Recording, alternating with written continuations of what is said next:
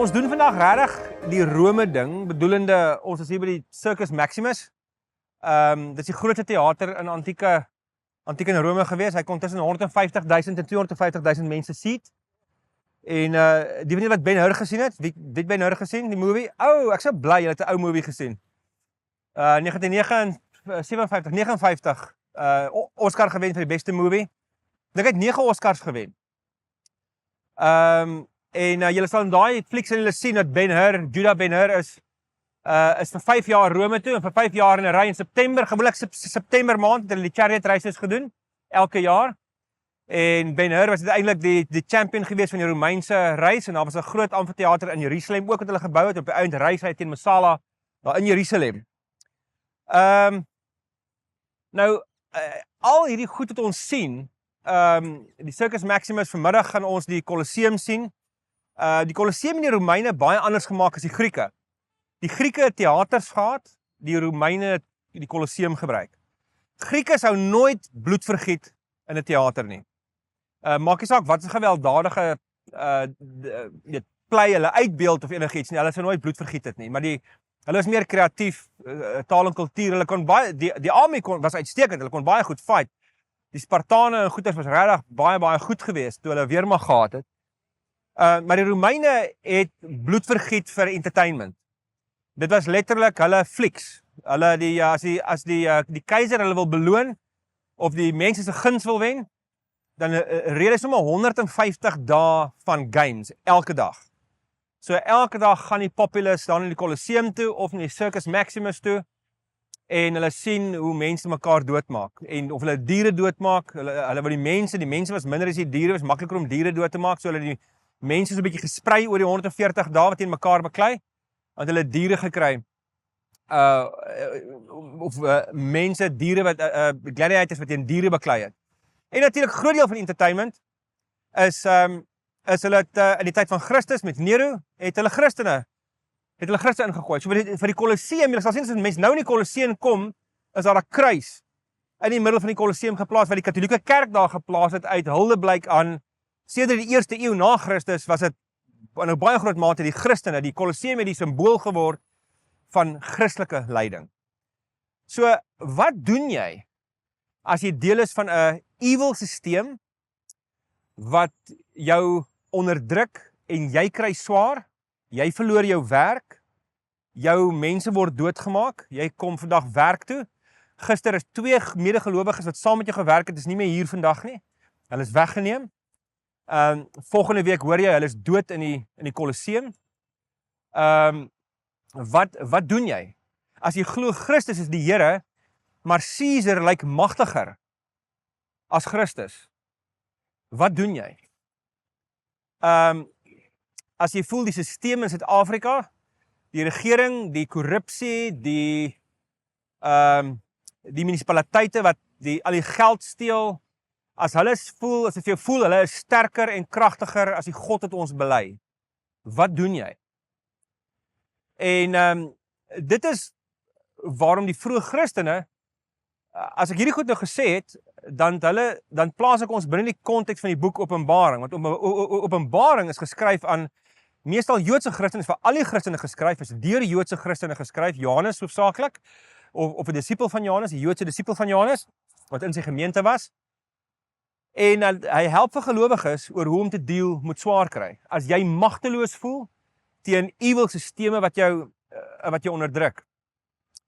So in die 1ste eeu was Rome die simbool van alle evil onderdrukking geweest. Ons loop vandag hier so en ons wow oor die Colosseum. Ja, dis amazing. Dit is inderdaad amazing. In die 1ste eeu was Rome die simbool van lyding.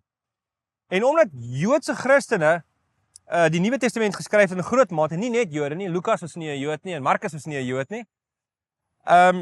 Die Jode het 'n baie sterk memory gehad as hulle in die 1ste eeu geleef het en hulle beleef die mag van Rome wat hulle onderdruk.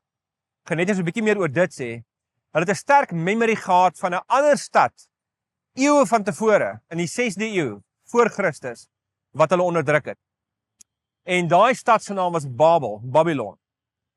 En so in Psalm 137 is hulle in ballingskap weggevoer in 586 voor Christus. Is hulle weggevoer ballingskap, dis die Suidryk, so 200 jaar van tevore, 722, is die Noordryk van Israel weggevoer deur die Assiriërs. Hulle het nooit weer teruggekeer, die noordelike 10 stamme nie. Maar Juda en Benjamin was deel van die suidelike, was deel van Judea, of liewer Juda gewees, in die tyd van die Nuwe Testament Judea, en hulle is weggevoer na Babel toe. En daarom hierdie Psalm, by die riviere van Babel, daar het ons gesit, en ons trane het gevloei, hoor wat skryf hulle, dit is 'n baie emosionele Psalm. Het is nie happy ene soos Boney M sing, by the rivers of Babylon, there we sat down, ja, hierdie is nie met dromme gedoen nie, viool, Schindler's List style, baie sad, baie dreary, baie hartseer. Ons trane het gevloei as ons aan Sion dink. Wat is Sion? Dis die berg waarop Jerusalem gebou is. Aan die wilgerbome in daardie land het ons liere opgehang. Ons opgehou sing. Ons sing nie in hierdie vreemde plek nie. Dis nie God se plek nie. Dit voel nie vir ons meer asof God hier is nie. Hoe kan ons sing in 'n vreemde land? Hier sê hulle dit. Toe die wat ons gevange weggevoer het, vir ons gevra het om 'n lied te sing, toe die wat ons leed aangedoen het, ons van vrolikheid wou sê, sing vir ons 'n lied oor Sion. Dan sing vir ons 'n liedjie van daar waar jy vandaan kom. Hoe kan ons 'n lied van die Here sing in 'n vreemde land? As ek jou vergeet, Jerusalem, mag my regterhand dan verlam raak. Jou regterhand is jou sterk hand, die een wat alles gedoen het. Mag my tong in my verhemelte vaskleef as ek aan jou nie dink nie. As Jerusalem nie my grootste vreugde bly nie. En dan skiep ek een vers en dan sê vers 8 en 9 dat jy verwoes sal word, Babel, is seker. Gelukkig is die man wat jou terugbetaal vir wat jy aan ons gedoen het. Gelukkig is hy wat jou babetjies gryp en teen 'n klip verbrysel. Dis 'n terrible gebed om te bid hierdie. Nou dis voor die Ou Testament, liewer voor die Nuwe Testament. En in die Nuwe Testament kry jy nie meer sulke gebede nie. Maar dit was die memory gewees van die Christene. So Babel het die groot simbool geword. Babylon, die Babyloniese ballingskap, was die mees terrible ding in hulle geskiedenis. Dit is bloedig, hulle kinders is doodgemaak voor hulle oë. Hulle leiers is doodgemaak voor hulle oë. En in die eerste eeu, na Christus, het die Christene presies dieselfde beleef. So die Joodse Christene het dadelik gedink Babylon. Ons dink terug aan Babylon. Nou as jy die boek Openbaring lees, dan sien jy dat die naam van Babylon kom 'n hele klomp keer voor. Die eerste keer, sommer hierso in 14 vers 8, ek gaan nou nie in die detail van die teks in, maar hoor net verstaan, die tweede engel het agter die eerste aangevlieg en geroep, geval, het die grote Babylon, wat al die nasies van dwelmdrank van 'n onsedelikheid laat drink het. En dan in hoofstuk 16 het jy die sewende wraakbak, toe daar weerligstrale, drenings en donderslag gekom, daar was ook 'n groot aardbewing, soos wat daar nog nie was vandat die mens op aarde gekom het nie. So 'n geweldige groot aardbewing was dit. Aardbewing in Openbaring, altyd simbolies van God se oordeel, wat kom en wat dit verkeerd is, regstel. Oordeel in die Nuwe Testament is God wat kom regstel, wat verkeerd is. Is God wat die evil magte op hulle plek kom sit. Vers 19, die groot stad het in 3 dele geskeur en die stede van die nasies het in mekaar gestort. God het ook nie vergeet om vir die grote Babylon die beker met die wyn van sy gloeiende toren, sy oordeel met ander woorde, te gee om te drink nie.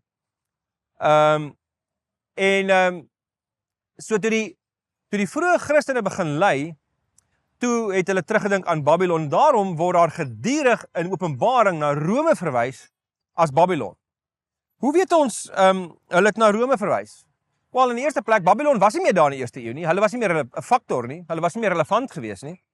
Maar ons sien hierso in hoofstuk 17, vers 9, hier is verstand en wysheid nodig, sê Johannes. Die 7 koppe, dis nou die dier waarop die sedelose vrou sit. Kom ek lees hulle net die eerste gedeelte, dan gaan ek ophou lees en 'n bietjie vertel.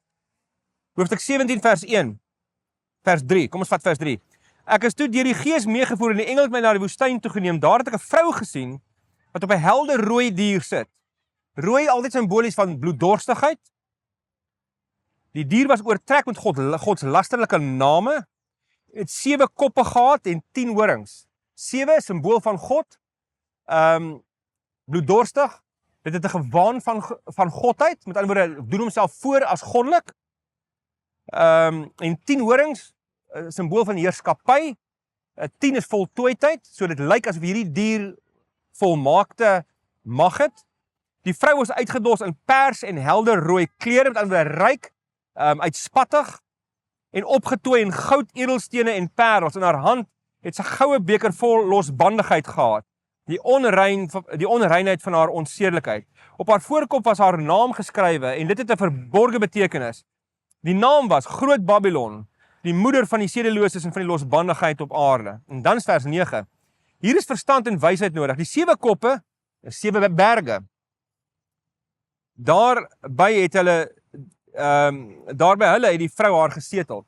So, hoekom is die 7 berge belangrik? Wel, Rome was bekend gewees as die stad wat gebou is op 7 berge. Die Palatine heuwel gaan ons vanmiddag sien, dis een van die 7 berge. Eintlik heuwels.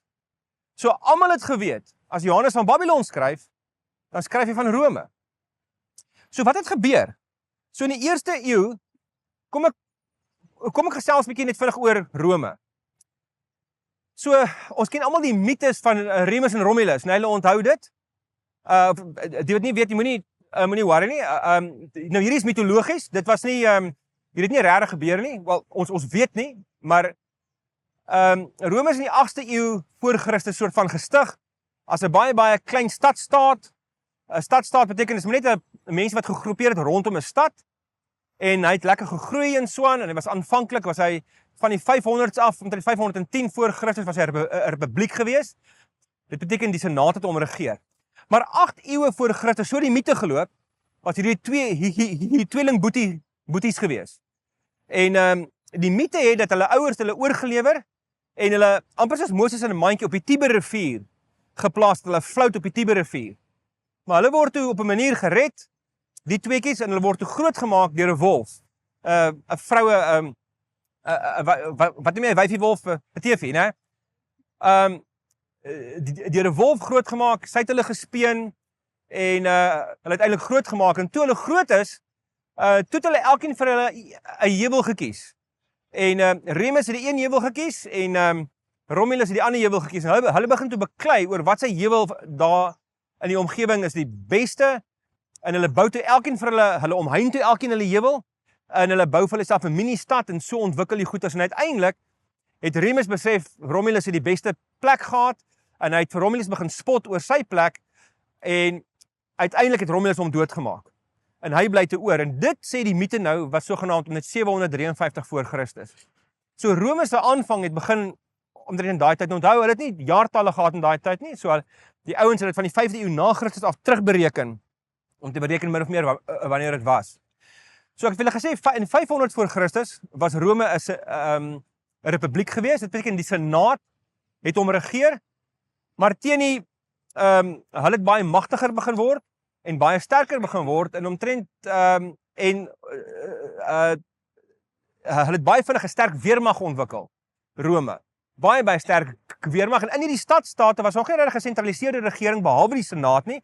Die senaat het eintlik beteken die mense regeer, die populus regeer en die senaat verteenwoordig die populasie. Nou die senaat was gewoonlik so in die eerste eeu het hulle dit genoem jy het senators gekry wat deel van die senaat was.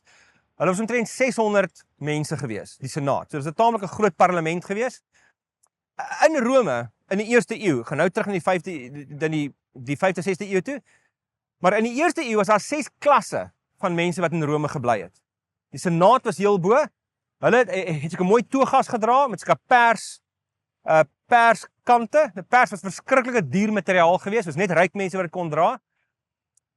Soos omtrent 600 van hulle geweest en jy moes so 250.000 denarii, dit is hulle geldeenheid, se eiendom gehad het of iets in die bank om te kwalifiseer om 'n senator te wees. Die klas net onder hulle was die ekwatoriale klas geweest. Die ekwatoriale klas was mense, dis eintlik verwys na Romeinse perderyters wat afgetree het en baie magtig was en baie ryk was, want 'n soldaat in daai tyd kon baie ryk aftree. Die diensplig geweest was 20 jaar. En as jy daar terugkom het jy lande verower, jy was skatryk en let mooi op, hulle het hulle mag bekom deur dit te vat. Rome het nie genegotiate oor mag nie. Hulle het dit gevat. Hulle weermag was van die kragtigste, was die kragtigste in die wêreld in daai tyd gewees. So in die eerste eeu voor Christus, omtrent hier so van 63 af tot 50, was daar eintlik net 'n klomp generaals gewees wat elkeen sy eie weermag gehad het. En hulle was bietjie in kompetisie met mekaar, en veral was dit 2 generaals gewees wat in taamlike kompetisie met mekaar was. En dit was Julius en Pompey. So Pompey was aanvanklik eers die meer populêre generaal, die magtiger een gewees. Hulle was bietjie in konflik en hy het meer mag gehad as Julius, maar Julius was so in die jaar 50 is hy na Gallië toe, dis vandag se Frankryk, en hy het miljoene Galliërs doodgemaak. Dit was sy soort van sy branding gewees. As jy dink aan vandag se politici, hulle probeer hulle self verkoop deur vir te wys hoe goed hulle is, hoe baie mense help hulle, né, en hoe 'n great figuur hulle is. Maar hierdie in die antieke tyd het jou branding was jy die hoeveelheid mense wat jy doodgemaak het. Dit het in jou guns getel. So Julius het meer as 1 miljoen Galliërs doodgemaak en 'n klomp ouens gevange geneem. Pompey intussen, hier is 'n lekker sepie, julle gaan dit geniet, dis 'n action movie hierdie wat nou volg. So hy was gestasioneer in Rome. So Pompey het pas teruggekom van sy campaigns af, hulle was in Rome in 50 voor Christus. En Julius het teruggekom en hierdie roemers het gekom van Gallië af, dat hier kom Julius as 'n magtige generaal, nou nadat hy Gallië oorwin het, was hy kragtig geweest. Wat gaan hy doen? En hy kom terug van die noordelike gedeelte af en hy stop by die Rubicon rivier, wat so hele end noord van Rome was. En almal het gedink aan Rome, okay, dis okay, ons het nog nie burgeroorlog nie, solank Julius net daar bly en met Pompey begin negotiate, dan gaan hulle okay wees. En toe en hulle het vir 'n hele paar weke Julius daar noord van die Rubicon gebly en hulle het gewonder wat gaan hier gebeur. En op 'n dag toe besluit Julius, nee, dis nie genoeg nie, hy steek met sy hele weermag daai rivier oor. En toe dit oorsteek, toe weet almal, nou is dit burgeroorlog. En hulle kom in Rome in en hy en Pompey beklei hulle weermagte en uiteindelik vlug Pompey en sy ouens, baie van sy ouens, sy weermag is verslaan. Hy en 'n paar ouens vlug en hulle vlug agter hom aan en hy word uiteindelik heeltemal verslaan. So Julius neem oor. Nou weer eens, die Senaat het regeer en Julius het nog 'n paar dinge verander. So Rome was veronderstel om iets wat van 'n demokrasie te wees, maar dis 'n bietjie van dit was nie heeltemal dit was 'n bietjie van 'n misleiding geweest. Dit was nie heeltemal demokraties nie, want die Senaat het eintlik maar gedoen wat hulle wou. Hulle het baie geskwibbel en baie beklei en so aan, maar uiteindelik moes hulle tot by 'n konsensus besluit kom gewoonlik. Toe kom Julius en omdat hy 'n sterk weermag agter hom het jy baie negotiating power. So jy kan eintlik vir die Senaat sê, hoorie, gee vir my power of julle hoef nie, maar dan vat ek dit. En die Senaat wou nie hulle power verloor nie. Toe sê hulle vir Julius, nee, okay, ons gee vir jou power, ons maak jou absolute diktator. Diktator, dit beteken jy het absolute mag, maar Julius het steeds vir die Senaat so bietjie mag oorgegee, maar hy het die primêre mag gehad. Maar hy was nooit regtig Caesar nie. Wel, hy was Caesar, in die sin van, sy van was Caesar. So hy was Julius Caesar. En, maar hy was nooit amptelik die keiser gewees nie. Alhoewel hy totale diktator was. So hy kon homself net nie lekker gevestig kry nie. En toe 5 jaar later, so hy's in 49, het hy die Rubicon oorgesteek. En 5 jaar later, toe maak die senators hom dood. Né? Julle ken almal, het julle Julius Caesar gelees van Shakespeare? Ons weet nie wat van daai goed akkuraat is nie, ons het nie inligting oor al daai goed nie. Maar hy word doodgemaak. En toe natuurlik is meeste van die mense is up in arms en die conspirators, veral Cassius en Brutus, besef die ooggids. Dit is nie so cool wat hulle gedink het nie, die mense is teen hulle en hulle vlug. En 3 ouens vorm toe 'n soort van 'n 3-manskap. Julius en so dit was Mark Antony, Lepidus en Octavianus. En so uiteindelik toe in 42 hierdie ouens verslaan is, natuurlik as die gemeenskaplike vyand verslaan is, wat gebeur met die 3-manskap? Nou beklei hulle met mekaar. So Lepidus is vinnig uitgeskakel, hy het nie gesterf nie, maar hy is vinnig uitgeskakel. En toe het Mark Antony en Octavianus. Uiteindelik word Mark Antony kom natuurlik, hy het baie Egiptiese mag gehad en hy het met Cleopatra verhouding gehad en alles en uiteindelik in 32, 33 voor Christus word hy verklaar as verraaier van Rome en hy moet vlug. En in 31 voor Christus verslaan Octavianus hom by die slag van Actium en wis hom heeltemal uit, sy hele weermag. Hy vlug egter en hy vlug Algerië toe, dan na Cleopatra toe en hy pleeg selfmoord in 30 voor Christus en 7 dae na hom, 11 dae na hom Cleopatra ook. En toe is Octavianus het toe absolute mag. En hy negotiate toe, hy het 'n sterk weermag en uiteindelik negotiate hy met die senaat en hulle gee toe vir hom die titel Augustus, wat 'n tipe van 'n magtige titel was. So hy was eintlik keiser gewees van 27 voor Christus tot 14 na Christus. So Jesus is gebore tydens die regeringstyd van keiser Augustus. Goed. Okay, nou gaan ons 'n bietjie vinniger beweeg. So toe Augustus oorlede is in 14 na Christus, toe het sy stiefseun Tiberius by hom oorgeneem. En ons gaan later as ons in by Capri kom, gaan ons 'n bietjie meer oor Tiberius gesels. So ek gaan nie te veel op hom klem lê nie. Maar hierdie Caesars was vreeslik magtig geweest. Toe Tiberius was Caesar van 14 na Christus tot 36, 37 na Christus. Hy's op Capri oorlede weens 'n siekte. Hy het baie siek geword. En wat wie toe met hom oorneem is Caligula. En Caligula was net 4 jaar keiser geweest, want hulle was aanvanklik baie happy met hom geweest en baie opgewonde geweest oor hom. Want hy was die seun geweest van die baie bekende generaal Germanicus, wat baie van die Germaanse barbare verslaan het en so aan. En so Caligula het oorgeneem, maar hulle vermoed regtig die ou het 'n breinvirus of iets later ontwikkel, want hy het byna stapelgek geraak. En hy het homself as God voorgedoen. Hy het ook geëis, dis nie 'n nuwe ding nie. Augustus het dieselfde geëis, dat mense hom as God aanbid. Caligula het dieselfde gedoen, so hy was net keiser van 37 tot 41 na Christus. Maar hy het mense doodgemaak, verslaan, hy wou tempels, standbeelde van homself oprig in die Joodse tempel in Jerusalem. Gelukkig was hy 'n pel met Agrippa, wat in Israel was, en Agrippa het hom gesê, wow, dis nie 'n goeie idee nie, jy weet, jy gaan die ouens baie kwaad maak. En hy het dit toe nie gedoen nie, maar hy het so mal geraak, hy wou een van sy perde 'n senator maak. En toe dit gebeur, so ruk na dit gebeur, toe, party van julle sal julle hondjies graaf op parlementslede maak. Maar, en uiteindelik het sy eie keiserlike wag het hom toe doodgemaak. Sê nee, hierdie ou, dit werk nie lekker nie. En sy oom, Claudius, word toe die keiser. So Claudius is keiser van 41 tot 54. Claudius het 'n bietjie van 'n oorlogslimp gehad, so 'n bietjie mank geloop. En wat belangrik is van Claudius is hy het nie baie van die Jode gehou nie. As jy Handelinge 18 lees, dan sien jy Paulus kom in Korinthe. Dan sien jy, o gids, hier ontmoet hy 2 mense, Aquila en Priscilla. Dan staan hulle kom van Rome af. Want keiser Claudius die edikt uitgevaardig dat al die Jode word uitgeban uit Rome uit. En die rede was dalk geweest, dit was dalk die Joodse Christene eintlik, maar Claudius kon nie onderskei wie is nou regtig Jode en wie is Christene nie. So hy het al die Jode verban en daarmee was die helfte van die gemeente in Rome is toe nou uit. En dit is hoe Paulus hulle ontmoet het. So Claudius is waarskynlik vergiftig in 54 na Christus. Ons is nie seker deur wie nie, maar ons vermoed dit kon die volgende keiser Nero se ma gewees het, wat gehad het haar seentjie moet die nuwe power factor word. En so Claudius, Nero is toe keiser van 54 af. Hulle was aanvanklik baie happy met Nero, maar hy het 'n geweldige grootheidswaan gehad en hy het gedink hy's 'n vreeslike groot poet en 'n kunstenaar.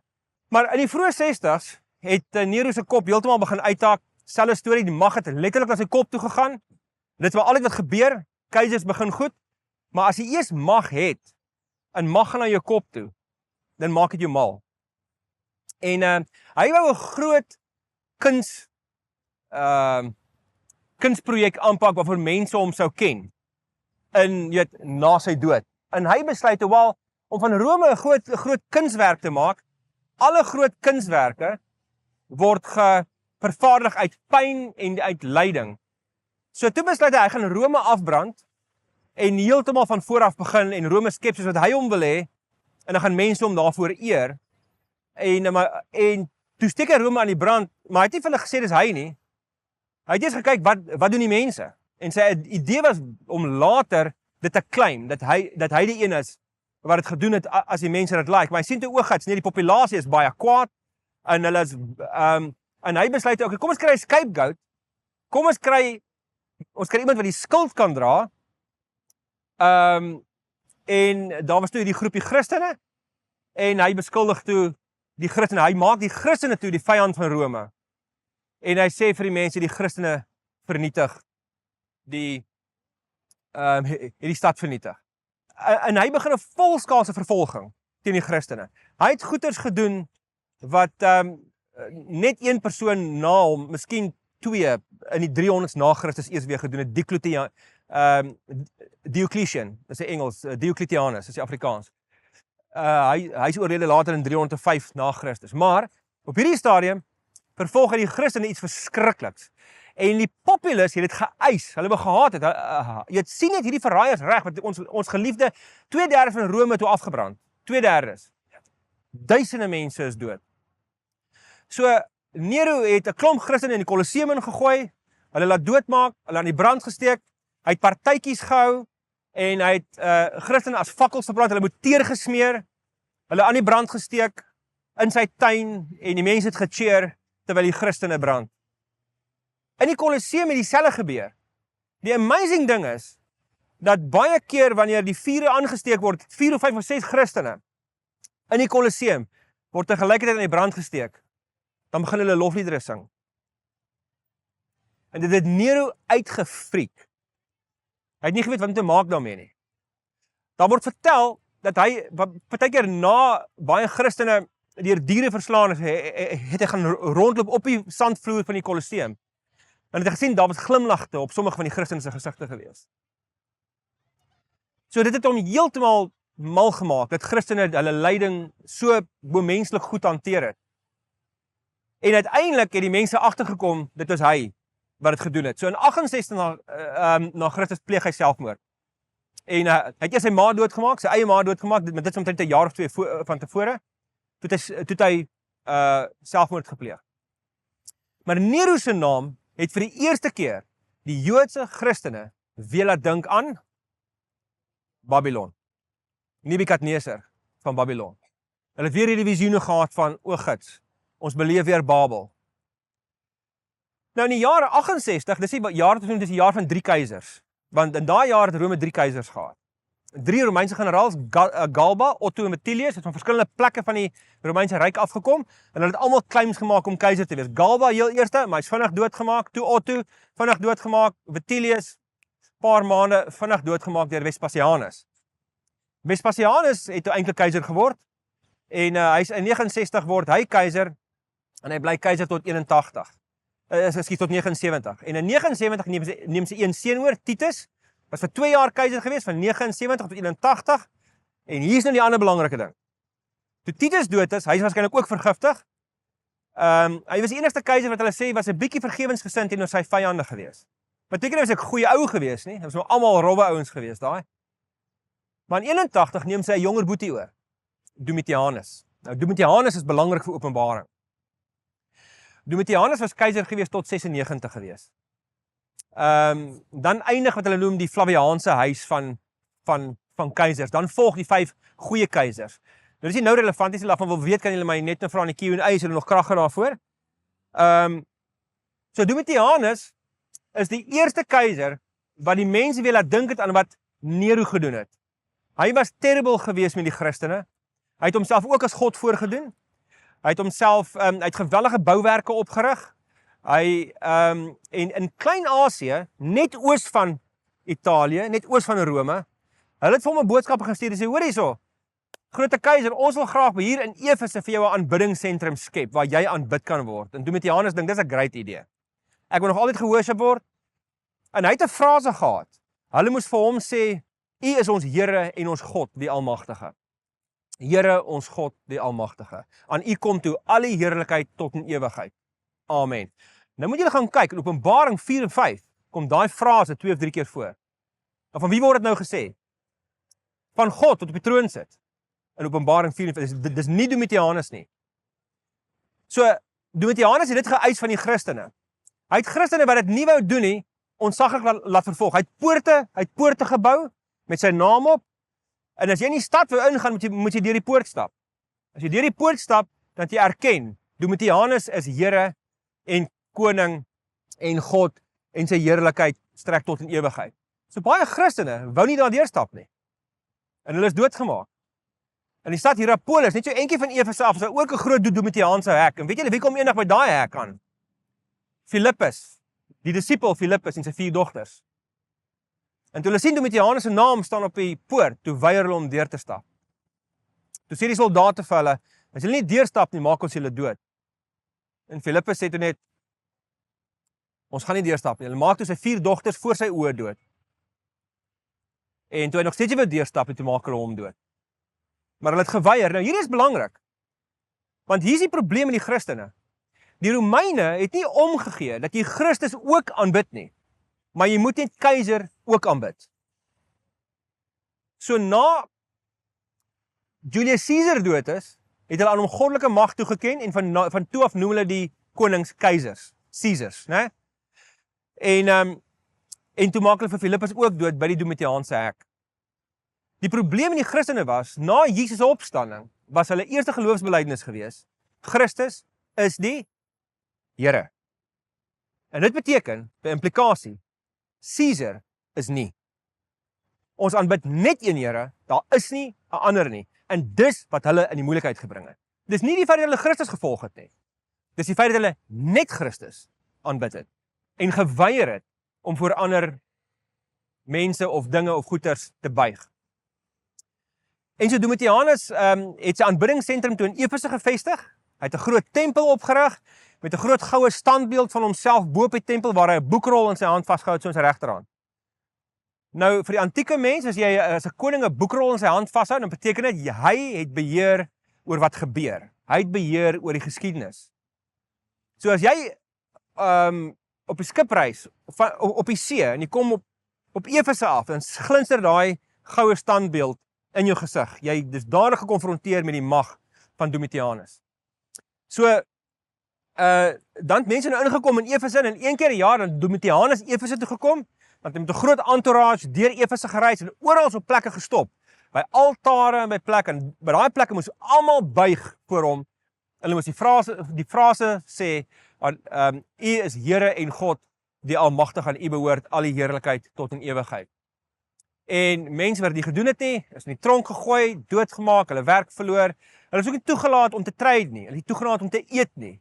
So Christene het armer geword, baie van hulle het van die honger gesterf.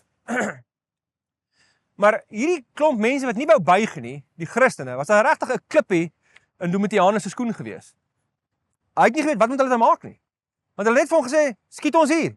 Dit maak nie saak nie. Ons gaan nie buig nie. En uiteindelik besluit hy, wel, hierdie klomp gemeentes aan Klein-Asië, hulle wil nie een voor my buig nie. Vat hulle leier weg. En Johannes was die dominee van al die gemeentes daarso, en Openbaring praat van 7 gemeentes. Dit is nie simbolies van al die gemeentes in die eintlik hele universele kerk. Maar hy vat vir Johannes weg en hy sit hom op die eiland Patmos. Maar dit is 'n groot fout. Want net soos wat baie keer gebeur as jy 'n martelaar vat en jy maak van hom 'n groter martelaar, dan kry jy regtig power. En dit gebeur met Johannes, want op die eiland Patmos verskyn Christus aan hom en hy openbaar die doel van die geskiedenis aan Johannes en Johannes begin al die goeders opskryf. En hy tel die pen op en hoekom doen hy dit? Hy wil sy gemeentes in Klein-Asië bemoedig en wat skryf hy neer? Hy skryf hulle neer in die eerste hoofstuk van Openbaring dat Christus hierdie geweldige visioen van Christus en hy sê onder andere, skryf Johannes in vers 12 van Openbaring 1, hy sê, ek het omgedraai om te sien wie dit is wat met my praat, toe ek omdraai het ek 7 goue staanlampe gesien, en tussen die lampe iemand soos die seun van die mens, en dis Jesus in Matteus, Markus, Lukas sy favorite naam vir homself, né? Het kom uit Daniël 7 uit. Hy het 'n lang kleed aangetree, simbolies van koningskap, en 'n goue band om sy bors, koningskap, hare op sy kop wat was so wit soos wol, Met ander woorde, hy het die wysheid gehad van 100.000 ouer mense. Hy weet alles, hy het volmaakte kennis, hy weet presies wat aangaan, hy weet sy mense lei, daar's niks wat hom ontgaan nie. Soos sneeu en sy oë het soos vuur gevlam. Hy sien alles raak. Hy het niks ontgaan hom nie. Hy sien elke evil daad wat Domitianus doen. Hy sien al die evil sisteme, hy sien Rome, hy sien sy mense wat ly, hy sien hoe swaar hulle kry, niks ontgaan hom nie. Ek en jy praat ook baie keer so. Ons sê baie keer my maat oë agter haar kop gehad, né? Ons praat simbolies, dit beteken nie sy soos 'n seemonster gelyk nie. Beteken sy kon alles raak sien, né? Dis dieselfde taal wat hier gebruik word. Sy voete was soos geelkoper, standvastig.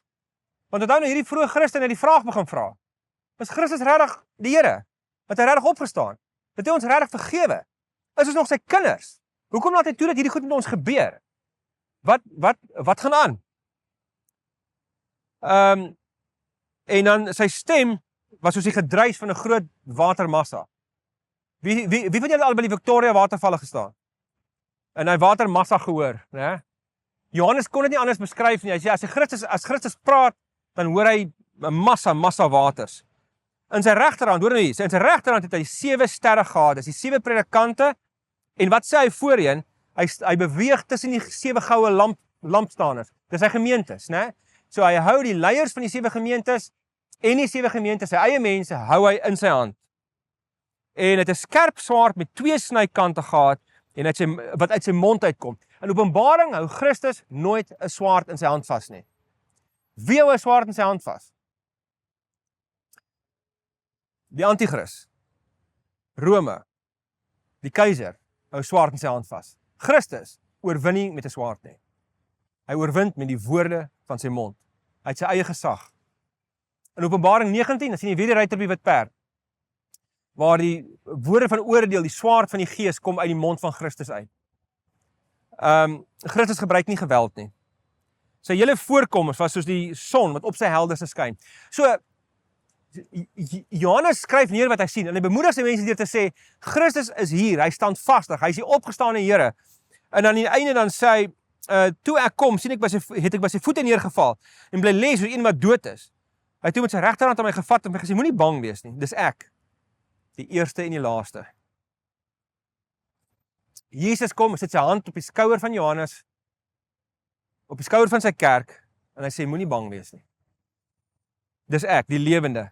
Ek was dood, en kyk, ek lewe tot in alle ewigheid. Ek het die sleutels van die dood en die doderyk.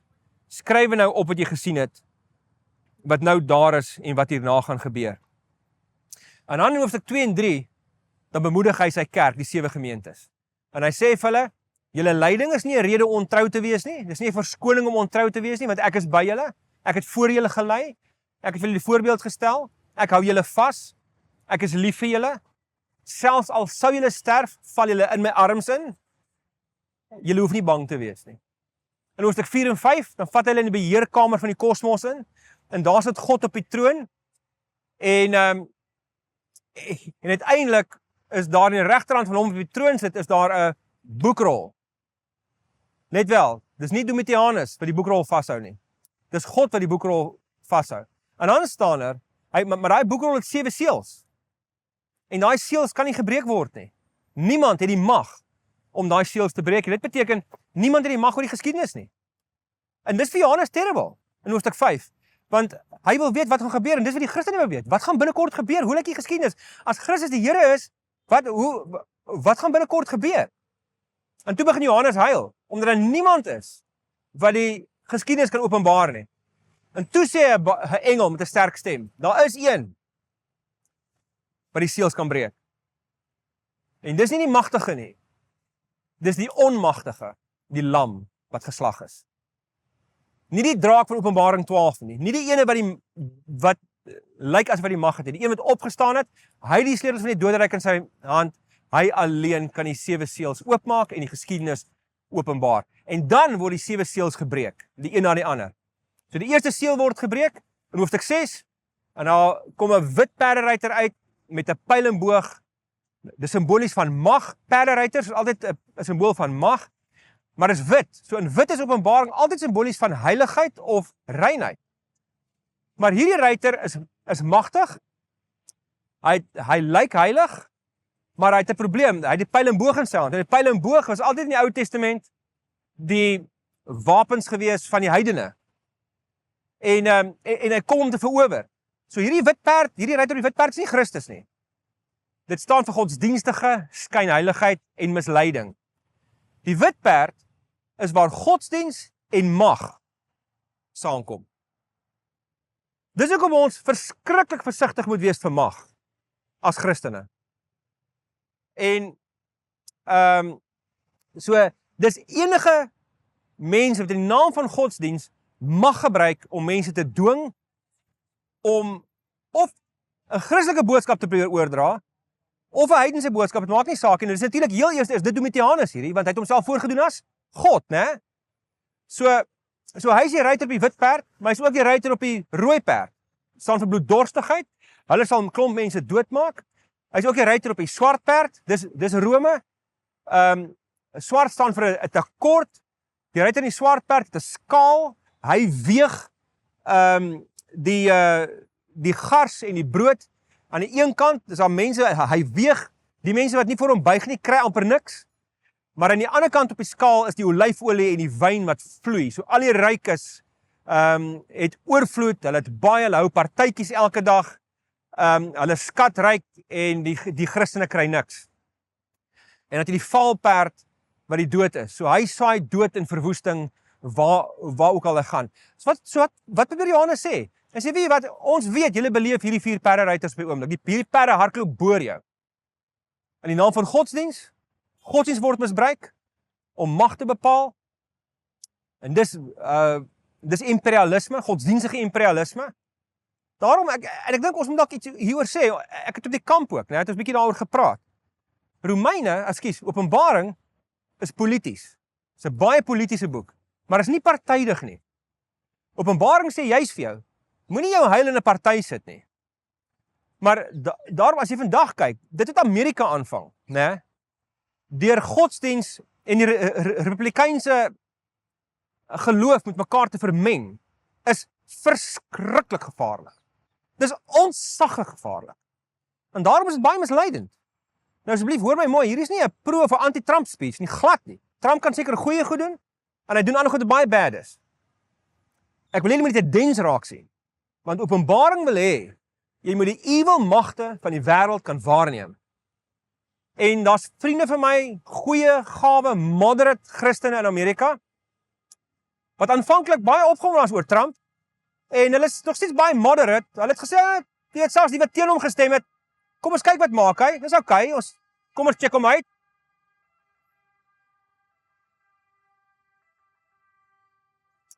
En, maar daai ouens is vandag baie bekommerd. Hulle is baie geworried. So mense moet hierdie goed raak sien. So wie vandag, as jy kyk na mense wat mag met godsdienst meng, wat militante mag gebruik, dis Babylon. Dis Rome. So Rome het 'n paar kenmerke in Openbaring. Die heel eerste is uitspattigheid. Rykdom en uitspattigheid.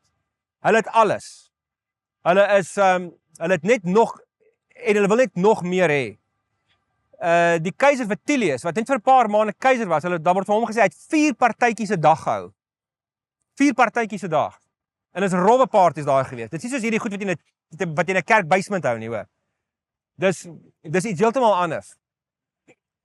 Dis nie 'n KJA partytjie nie. Dis wille partytjies. En so uitspattigheid om rykdom te gebruik. Die tweede een is bloeddorstigheid. Hulle voel niks van die mense nie, hulle onderdruk mense. Die derde ene is branding. Dis 'n interessante een. Rome het gebrand.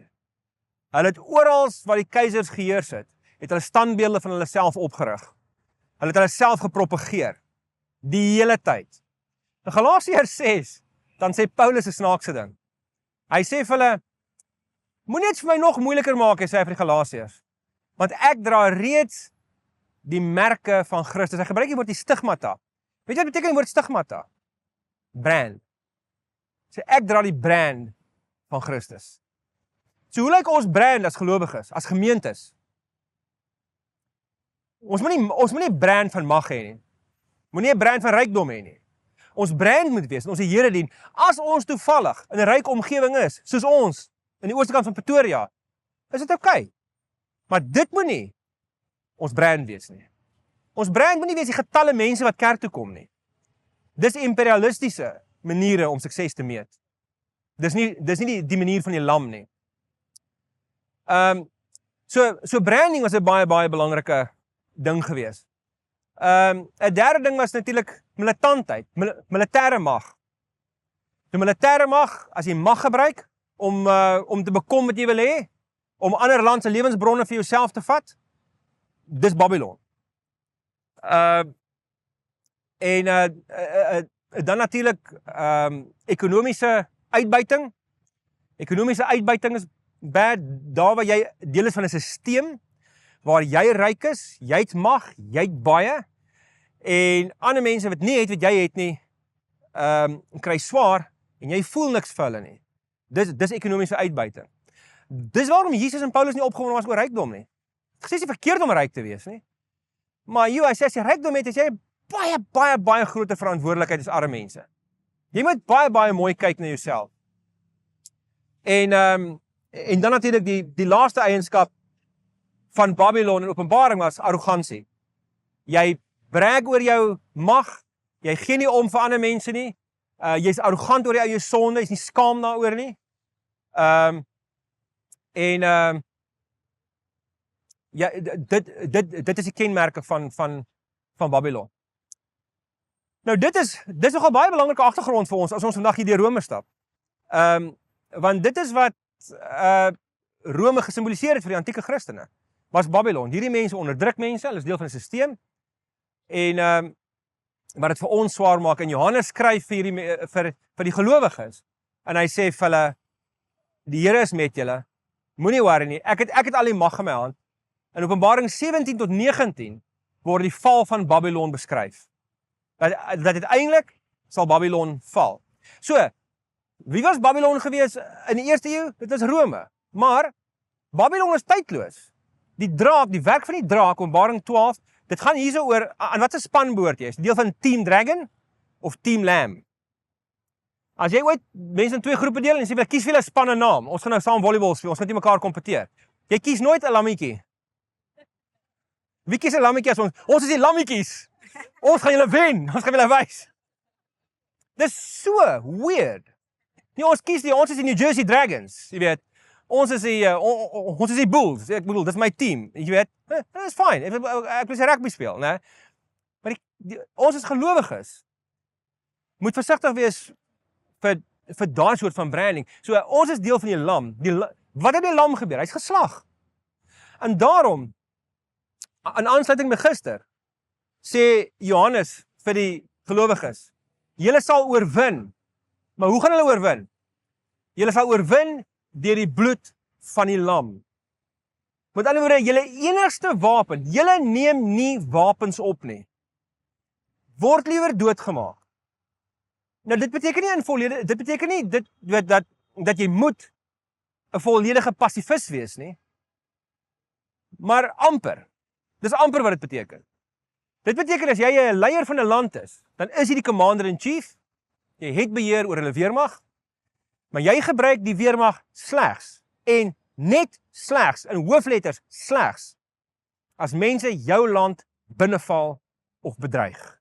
As jou mense bedreig word, gebruik jy militêre mag. Dis al. Jy los die mense rondom jou uit, 'n volwasse Christen leier van 'n land byvoorbeeld of van 'n party gebruik sy geestelike volwassenheid om te negotiate, om diplomatie te beoefen, om met die buurvolke in lande te praat, met hulle om 'n tafel te gaan sit en jou invloed te gebruik van jou karakter om hulle te gebruik om jou mense te beskerm en die wêreld 'n beter plek te maak. So mag is baie belangrik. Die Here gee vir ons mag, want dit behoort aan hom. Hy sê, aan my is alle mag gegee in hemel en op aarde. Gaan aan julle al die nasies toe en maak my disippels. So hy sê vir hulle, aan my word alle mag gegee, gaan maak die mense disippels, laat hulle my volg. Hoe doen jy dit? Ek gee al hierdie mag vir julle. Gaan gee dit weg. Moenie verknog wees daaraan nie. Gaan dien die wêreld. En selfs al sterf jy as 'n martelaar, dan sê hy uiteindelik okay. In Openbaring 13 is daar die dier wat uit die aarde uitkom, dan kom een dier uit die see uit. See is die bron van alle evil. Onder die aarde is die bron van alle demone en die duiwels en die goeters. So een dier kom uit die see, een dier kom onder die aarde uit. En dan staan dan vers 16 van Openbaring 13, hy verplig al die mense, groot en klein, ryk en arm, vryes en slawe, om 'n merk op hulle regterkant of op hulle voorkop te dra en laat niemand toe om te koop en te verkoop, behalwe die mense wat die merk het nie. Die merk is die naam van die dier of die getal van sy naam. Hier is wysheid nodig, wie verstand het, kan die getal van die dier ontsyfer, maar dis 'n mensegetal, sy getal is 666. So in die eerste eeu kom ek begin eens op 'n ander plek. Ons maak heeltemal te veel van die merk van die dier. Die Bybel praat baie meer van die merk van God. Hy praat in Openbaring 7 oor die merk van God, Openbaring 14 oor die merk van God, Deuteronomium 6 praat van die merk van God. En in Deuteronomium sê hy vir die Israeliete, hulle moet sy merk sit, waar? Op hulle voorkop en op hulle regterhande. Wat beteken dit? Jy moet die Here dien in jou denke en in jou handelinge. Op jou regterhand, ek moet net gesê, dis jou sterkant, né? So as Openbaring 13 praat van die merk van die dier, is op mense se voorkop en op hulle regterhande, wat beteken dit? Dis mense wat die dier dien in hulle denke en hulle handelinge. En mense sê, ja, maar daai chips en goeders wat hulle in jou hand sit om met jou kredietkaart, man, hulle kan dit op die agterend sit, dit maak nie saak nie. Dit het niks te maak met enigiets nie. Dit is simbolies, dit is mense wat die dier dien. Dit is 'n ander manier om te sê gelowiges en ongelowiges. Dis dieselfde ding. En so ons is vandag redelik seker dat die merk van die dier verwys na keiser Nero. Want toe Domitianus nou opkom, onthou net bietjie, het hy hulle herinner aan Nero. En Nero het hulle herinner aan Babel. So, as jy, die Grieke en die Jode, dit is 'n Griekse game, maar die Jode het ook gespeel, het 'n speletjie gespeel, hulle het genoem Gematria. So Gematria het hulle games gespeel, en hulle het letterlik daai frase gebruik, hulle het gesê, hier is wysheid nodig, wie kan hierdie getal ontsyfer, ek gee vir jou naam, 297. Nou in die Joodse alfabet het elke konsonant het 'n getallewaarde gehad. Nou ons het al daaroor gepraat, dat Jode was baie simbolies. So jy gee vir ouene 'n nommer 297 en hulle moet raai van wie praat jy? Praat jy van Herodes, praat jy van Jesus, praat jy van wie? So jy moet nou amper soos mastermind, moet jy sit en ontsyfer. Watter getal praat hierdie ou? So nou meet jy op. Okay, hierdie ou se naam spel jy so, die getal het ek. Okay, nee, is nie hy nie. Hierdie ou, nee, is nie hy nie. So as jy in die weste toe keiser Nero keiser was, het hulle coins opgegrawe, muntstukke, waar daar in Latyn gestaan het Neron Kaiser Filii Divini Augusti. Nero keiser, seun van die goddelike Augustus. En as jy dit al saamtel, dan kom dit uit op 666. Maar een van ons oudste manuskripte in die Nuwe Testament van Openbaring, baie vroeg, is die merk van die dier, dis nie ooste het hulle hom opgegrawe hierdie manuskrip. Daar is die merk van die dier in Openbaring 13, 616. Dis weird. Maar Nero se muntstukke in die ooste was bietjie anders as die in die weste. Daar het nie gestaan Neron nie, maar Nero, sonder die N. Nero, Kaiser Filii Divini Augusti. Hy was net 'n ander keis, die naam is net 'n ander keis gewees. En as jy dit bymekaar tel, is dit 616. So ons is 99.9 repeterend % seker dat die merk van die dier verwys na Nero. So waar is die merk van die dier vandag? Wel, wie openbaar die eienskappe van Babylon? As jy hulle merk dra, en dan is jy 10 dragon. Almal weet dit. Alright, maar hier is waar ons net afsluit. En dit is, God verseker sy eie mense, dat hulle gemerk is. Aan die einde van in Openbaring 7, dan sê die Here, ek het 144.000 mense gesien. En hulle het almal die merk van God gedra. Die punt wat Johannes hier probeer maak is, die Here ken sy mense.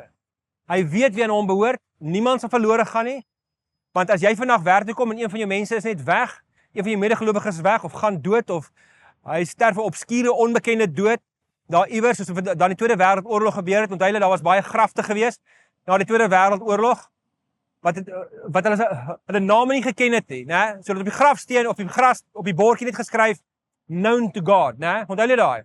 Known to God. Baie soldate is dood, het gesterf, hulle het nie geweet wie dit is nie. Maar dit het gesê, known to God, die Here alleen ken hierdie mense. Dis wat Johannes probeer sê. Hy sê die 144.000, dis 12 maal 12, is 144, is God se mense, maal God se mense, maal 10, maal 10, maal 10,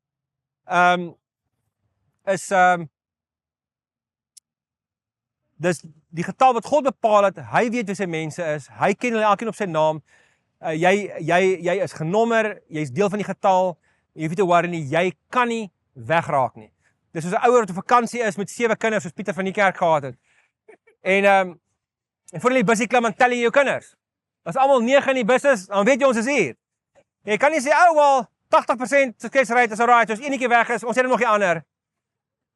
Die Here sê nee, nie een van my kinders sal met die bus agtergelaat word nie.